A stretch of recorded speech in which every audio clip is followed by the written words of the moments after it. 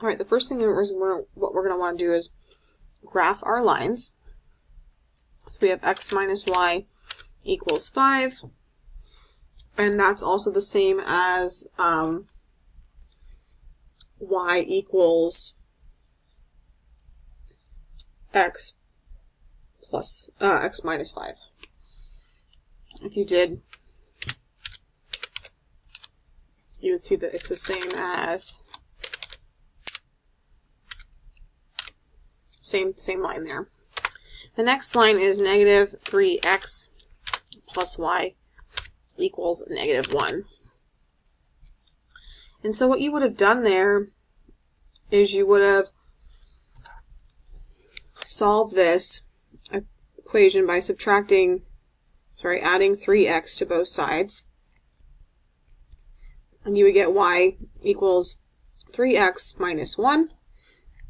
Whereas you can see that minus 1, that's that y-intercept. The 3 is your slope, and that works out there. And if you look at your first equation here,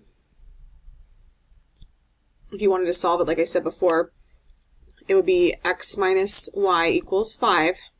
And you would subtract x from both sides.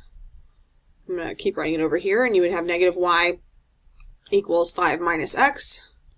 Divide everything by negative 1. You'd have y, and I'm going to move the x to the left, x minus 5. So that's the one equation here.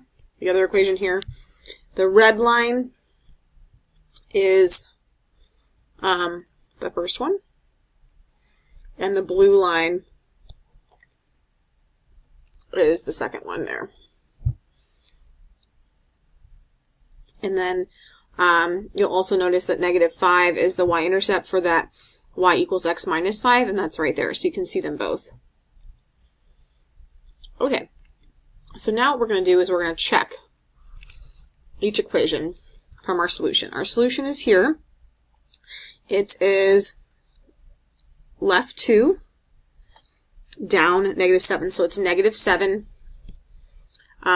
is your y value, and negative 2 is your x value. And we're going to plug it into each equation and make sure it works. 3 times negative 2 minus 1. Negative 7 equals negative 6 minus 1. That's negative 7. So it does check out. Let's look at this one. Negative 7 equals negative 2 minus 5. Negative 2 minus 5 is negative 7. And that one also checks out. So that is the solution of your system of equations.